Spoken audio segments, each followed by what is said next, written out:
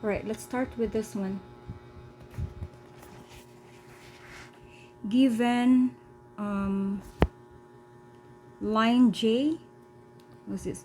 Line J is parallel to line K, right?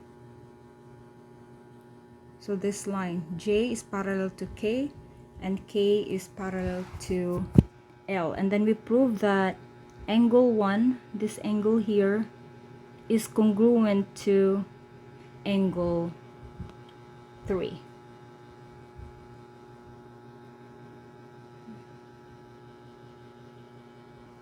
Okay, so we have to write the statements.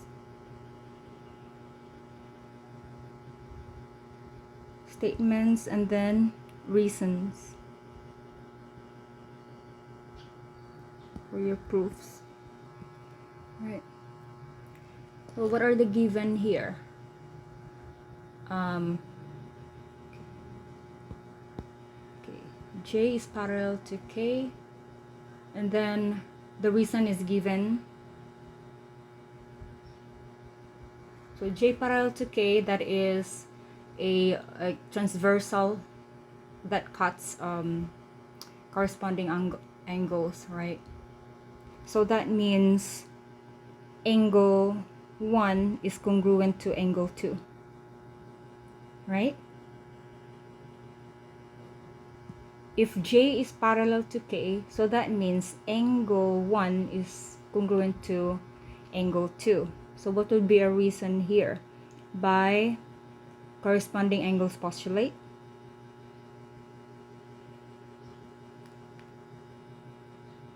Corresponding angles postulate. Then similarly, it says here it's given that K is parallel to L. So this is given. Yeah, you can do that, but then in this case, we write them one by one. Yeah, we write them one by one so we can prove. Because we need to prove that angle 1 is congruent to angle 3 and angle 1 is not beside angle 3.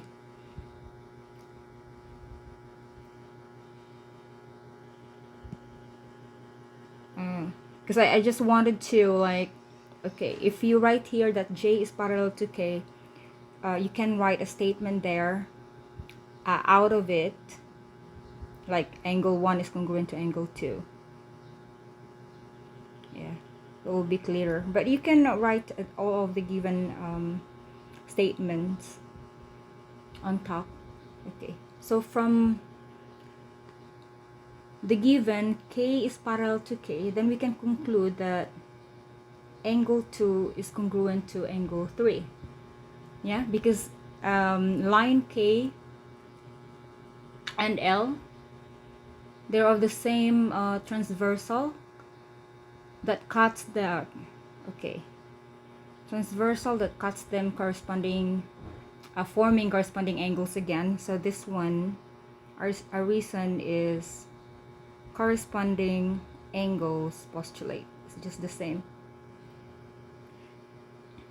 And then by transitive property of congruence, you can say if angle 1 is congruent to angle 2 and angle 2 is congruent to angle 3, then angle 1 is congruent to angle 3.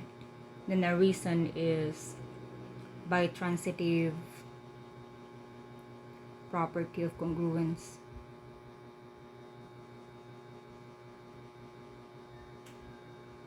Yeah, you got that?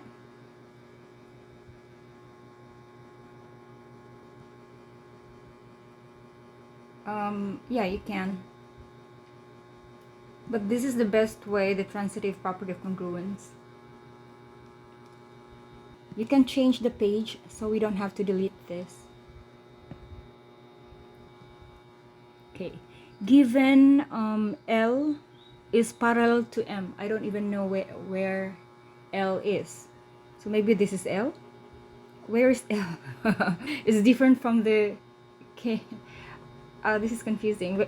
Where is L here? Because this one is not parallel. Okay, so we solve number 1. Yeah. Given L is parallel to M and angle 2, this angle, so we won't be confused. This angle is congruent to the angle in the other drawing, right? Okay, prove that angle 4 is congruent to angle 3. So let's start with the first one first, the first problem. Okay, so statement, reason.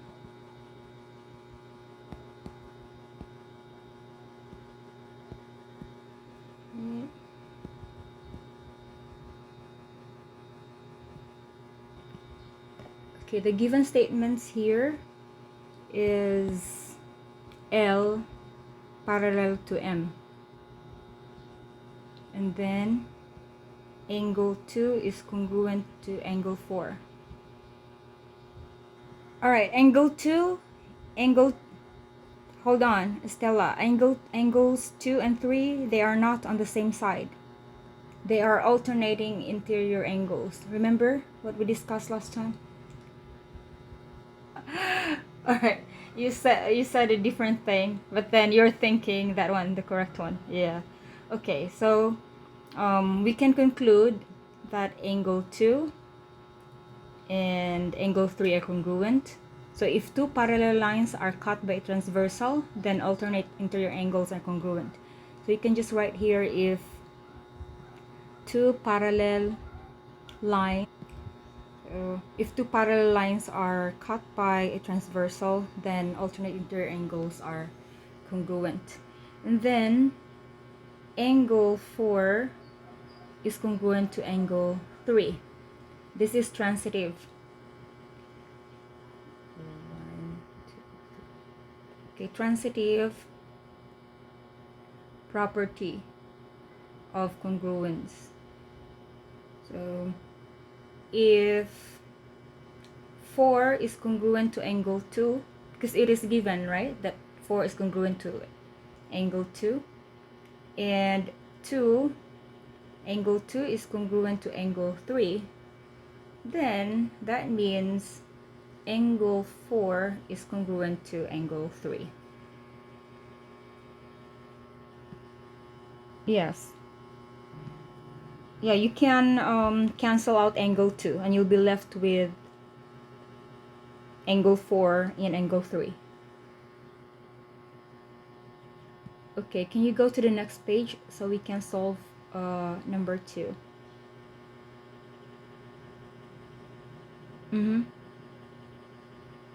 Which one? This is corresponding, right? So corresponding angles, theorem or postulate. Then we can say that angle 3 is congruent to angle 4 by transitive property of congruence.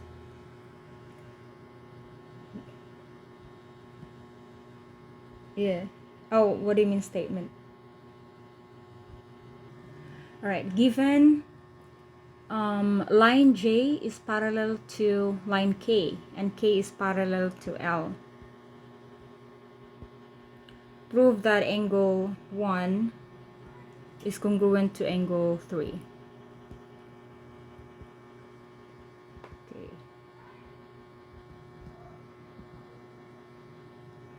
Okay, so we have J parallel to K, that is given. And then from J to K, what can we conclude there? 1 is parallel to 2. Angle 1 is, angle 1 is congruent to angle 2.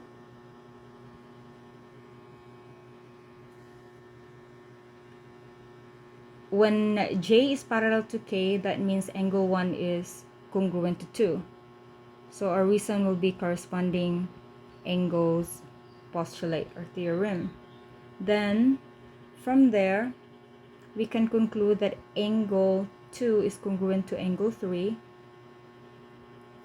J, K is parallel to L. Then the same corresponding angles postulate. And then transitive property. Therefore, angle 1 is congruent to, yeah. Or you can write theorem. Transitive property of congruence is just the same in everything. Then for the next one, number 4, given, okay, statement, reason. For number 4, given that J is parallel to K, it's the same, right? K parallel to L. So, prove that angle 1 is congruent to angle 6. 1 congruent to angle 6. They are alternate interior angles. Okay, so we prove that if those two lines are parallel, so we can conclude that angle 1 again is congruent to angle 2. So this is by corresponding angles. And then for our third one, angle 2 is congruent to angle 3. The same reason, corresponding angles theorem or postulate. And then, okay, from here, okay, angle 1, angle 2, angle 2, angle 3. Angle 3 and angle 6 are vertical angles, right? So angle 3 is congruent to angle 6. Then our reason will be vertical angles theorem. Then we can now prove that angle 1 is congruent to angle 6 by transitive property of congruence. Yeah. So angle 3, okay, angle 1, angle 2, angle 2, angle 3, and angle 3. Okay, you got that? You can move to the next page. Okay, this one. You want to try? And this one is just similar to statement, then reason. Okay. So given L is parallel to N, you prove that angle M, the measure of angle 3 plus the measure of angle 6 is 180. Yeah, because they're the same side interior angles. Let me write down here. So L is parallel to N, so that is given. Okay, so if L is parallel to N, then you can just say, you have to write first angle. You don't need angle 5 because it's not included in the given. It's not stated there. So you can just say angle 6 and angle 3 are interior angles.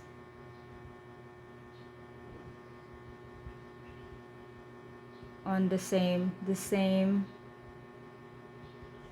side of the transversal. So that is your statement. Then your reason will be definition of same side interior angles based on the diagram or the illustration. Positions from, okay, definition of this one, interior angles on the same side of transversal. then you can conclude that the measure of angle 3 plus the measure of angle 6 equals 180 degrees.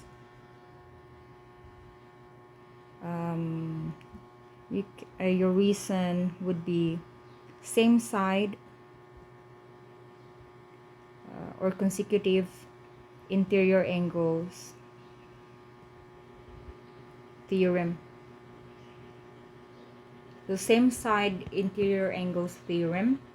So if two parallel lines are cut by transversal, same side interior angles are supplementary because it's given there. It's part of it's one of the angles. Yes, you define first. And then for the second one, okay, for the second one, given that L, the same figure, right? Given that L is parallel to N, prove that the measure of angles, angle 2, this one, angle 2 and angle 7 is equal to 180 degrees. So what's the relationship between them? They are exterior, right? Angle 2 and angle 7. Exterior, they're not alternating. But alternating, they are congruent. But this one is same side. So, yes. So you can say, okay, we write the given first. Given L is parallel to N, then you define angle 2 and angle 7 are exterior angles. Your angles on the same side of transversal. Same side of the transversal. Then definition. Definition of exterior angles on the same side of the transversal. Then you can conclude that the measure of angle 2 plus the measure of angle 7 is equal to 180 degrees. Your reason would be same side exterior angles theorem. Is there a theorem like that from your book? Theorem. Okay, just put same side exterior angles theorem, because for parallel lines, same side exterior angles are supplementary. Then, okay, I'm checking number 7, number 8, number 9, number 10. They use the same figures. Given the measure of angle BCD, okay, BCD, where is that? This one, right? BCD plus BEF. Where is BEF here? This one. This is E. Is equal to 180 degrees. And AB is parallel to DC. Where is AB? Okay, this one. This one is AB. So they are parallel. We prove that BC, segment BC, is parallel to segment EF. So we write the given first. The measure of angle BCD plus the measure of angle BEF is equal to 180 degrees. Given. And then from the diagram, are they interior angles? BCD and BEF. So we can, okay. So angle BCD and angle BEF are interior angles. On the same side, they are not alternate. Because if you're going to move that, see, if you move the line EF or ray EF, it's on the same side, it's not alternate. Our interior, take a look at it, they're on the same side. If you extend B, C, D, and B, E, F.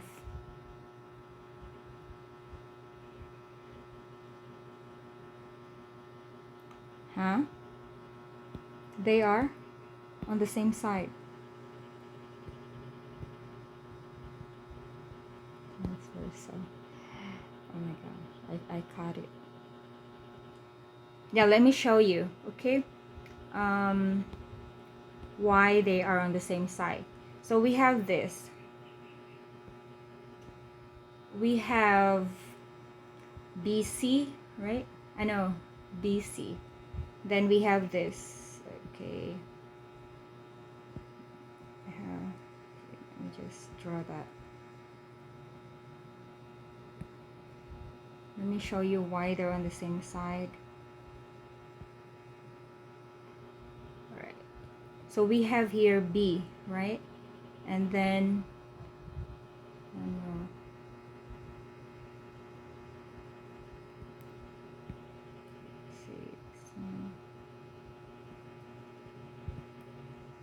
okay, so it looks like this. We have B, C, and G. So this is B, C, and this is D. This is A. This is E. This is F, right? And this is angle BCD. AB is parallel to CD. So this is our transversal, this one, right? The BG or BC. Okay, so this one, angle BCD, is an interior angle of this one, this set of lines, two parallel lines cut by transversal. But if you extend AB, this is line AB, and you extend here, that's why you have point E there, okay? Point E is an extension of line AB. So it's on the same line. So you can just move point E here. You can move this line, this one, you can move point E here. So this would become point E. If you move the line, this line closer, or put the line here, line EF, if you replace line BG with line EF, then this angle, this angle BEF would become an interior angle. You got that?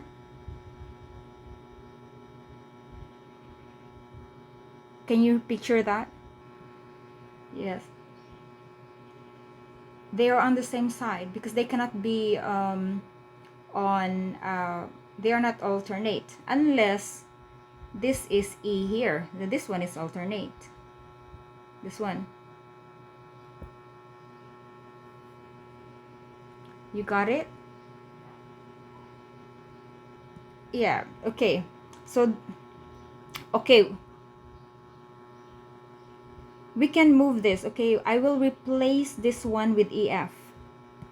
Okay, let's say I will replace that. So this is E, point E. This is point F. Then I will draw here point A, right? And then this is D. So E becomes the interior angle of the same because they are parallel. AB and, okay, let's say this is just B, this is C. We just extend the lines AB and CD.